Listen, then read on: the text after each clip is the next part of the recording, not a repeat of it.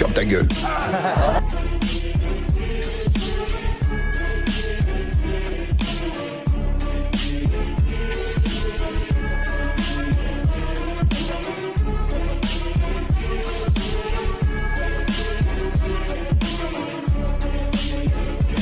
Et vous? Codé. Codé? Codé. Codé, oui. C'est parti. C'est pas simplement des 1 et des 0, c'est des messages cachés. Je ne m'envisage pas du tout comme codeur, mais comme auteur. J'utilise 0 et 1 à la place des mots parce que les mots nous déçoivent, mais les 0 et les 1, jamais. Les 0 et les 1, c'est ce qu'il y a de plus génial. Il plaisante pas. Trop pas.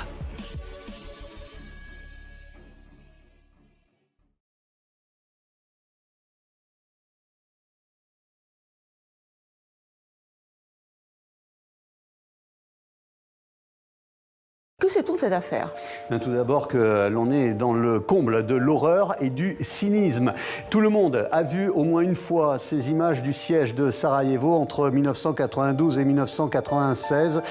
Ces gens qui fuient en courant, obligés de courir pour échapper aux balles des snipers de l'armée de la République serbe de Bosnie. Durant ces 4 années, plus de 11 000 civils ont trouvé la mort à Sarajevo.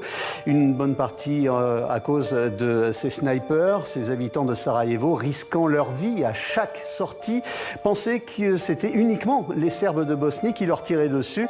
On apprend aujourd'hui qu'il y avait des étrangers qui effectivement avaient payé des sommes conséquentes pour venir à Sarajevo et leur tirer dessus comme un loisir ou une sorte de partie de chasse. C'est pour cela ils auraient déboursé chacun l'équivalent de 100 000 € par jour. Est-ce qu'on sait qui sont ces étrangers?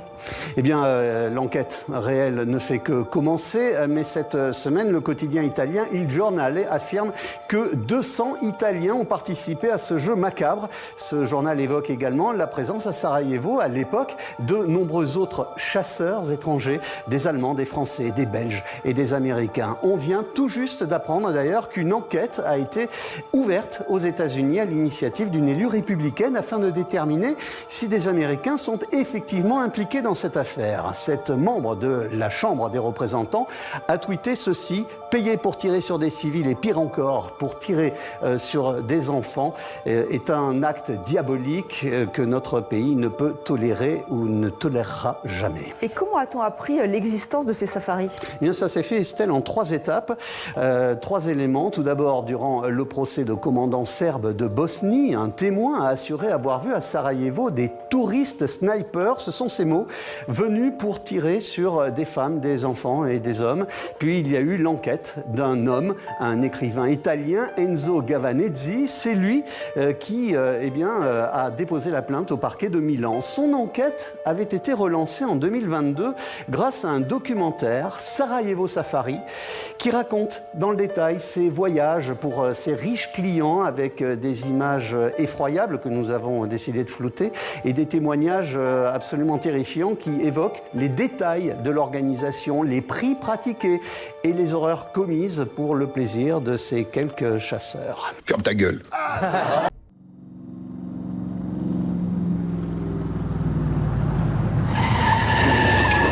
La voie est libre. On a 90 secondes pour entrer et sortir. C'est parti, boss. T'es prêt?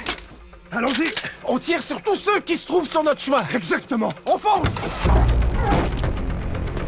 Allez. On va les avoir. Entre. Allez, fonce. Tout le monde à terre, c'est dans le monde de mort. Ventre à terre immédiatement. On se grouille. Tu sais ce que je veux. Donc dépêche. Sépare les billets marqués et pas de GPS dans les sacs non plus. Grouille, enculé. Boss. Non, fais chier. Debout, ma belle. Qui a prévenu la police? Qui? Je vous laisse 5 secondes, ensuite elle meurt. Pas un mot. Répondez, quelqu'un. 5, 4, Pitié, 3, dites-le-lui.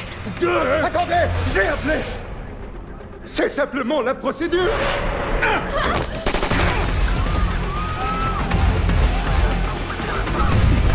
Bougez plus, fils de pute. Lâchez vos armes. J'ai dit lâchez vos armes. Je te coupe.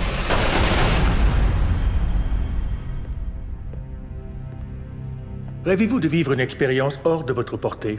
Une expérience qui, dans la vraie vie, vous a toujours paru infaisable? Maintenant, imaginez un lieu où il n'y aurait aucune loi, aucune règle, aucune conséquence.